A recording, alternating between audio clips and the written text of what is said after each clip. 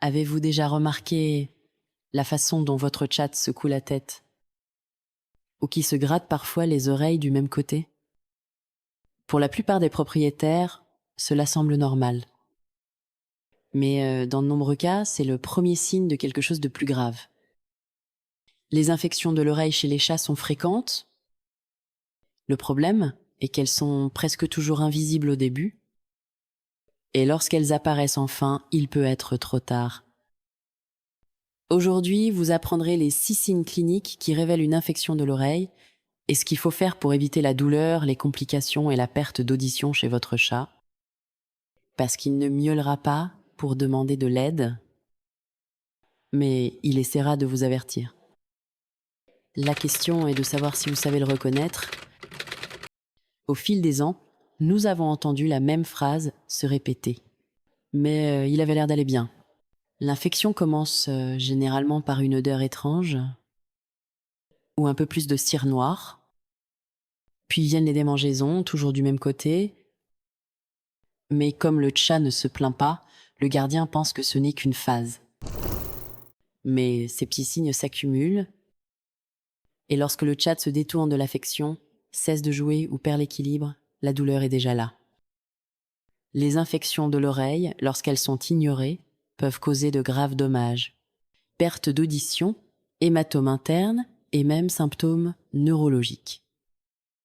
Et le pire, c'est qu'il ne crie pas. Elle se cache dans la routine, dans les gestes automatiques.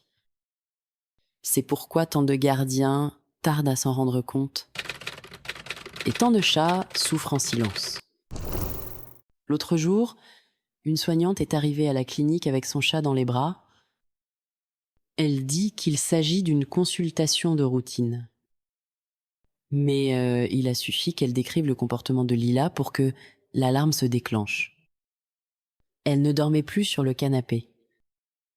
Elle a cessé de jouer et elle a commencé à refuser les câlins, toujours sur le côté gauche de sa tête. L'examen a révélé une infection avancée de l'oreille moyenne. Et les signes étaient là depuis plus d'1 semaine. Ce type de cas n'est pas rare. En fait, il se produit à une fréquence effrayante. Les propriétaires ont tellement confiance dans le comportement normal de leur chat qu'ils oublient que ce comportement normal peut cacher quelque chose, qu'ils oublient qu'un comportement normal peut cacher un malaise. Une tête légèrement penchée, une oreille qui ne tient pas en place, un regard silencieux mais différent. Tels sont les messages que les chats envoient et que la plupart d'entre nous ne réalisent pas encore. Que la plupart d'entre nous n'ont pas encore appris à traduire. Savoir ce qu'il faut surveiller peut tout changer. Les infections de l'oreille ne se manifestent pas de manière spectaculaire, elles se cachent dans les détails. Et c'est dans ces détails que les premiers signes cliniques apparaissent. Ce que nous avons observé dans des dizaines de cas, et ce que vous devez surveiller, ce sont des changements subtils comme ceci. La peau interne change de couleur et devient plus sensible. Il n'y a pas toujours de gonflement, mais la chaleur et une couleur plus foncée sont les premiers signes à apparaître. L'odeur peut être légère, mais elle dérange le chat. C'est l'un des signes les plus négligés, mais aussi l'un des plus révélateurs. En cas de champignons ou de bactéries, l'odeur est presque toujours le premier signe d'alerte. Un cérumen dense, brunâtre ou même verdâtre indique que l'oreille tente de se protéger contre quelque chose qui l'irrite ou l'infecte déjà. Le chat secoue fréquemment la tête, comme si quelque chose le gênait à l'intérieur. Parfois, il frotte son oreille sur le sol ou se gratte avec insistance. Le chat marche avec la tête légèrement penchée. Ou bien il garde une oreille baissée. C'est pas du charme, c'est de l'inconfort. Et souvent de la douleur. C'est le signe le plus visible et le plus récent. Lorsque le chat secoue la tête au point de rompre de petits vaisseaux, une poche molle remplie de sang apparaît. Cela nécessite presque toujours une intervention chirurgicale. Apprendre à reconnaître ces 6 signes ne se limite pas à éviter une infection. Il s'agit de repérer un appel au secours silencieux et d'agir avant que la douleur ne se transforme en quelque chose de plus grave. Parce qu'en y regardant de plus près, vous ne sauvez pas seulement la santé. Vous sauvez le lien. Et souvent, la vie de votre chat. Si vous remarquez l'un de ces signes, agissez rapidement. Emmenez votre chat chez le vétérinaire.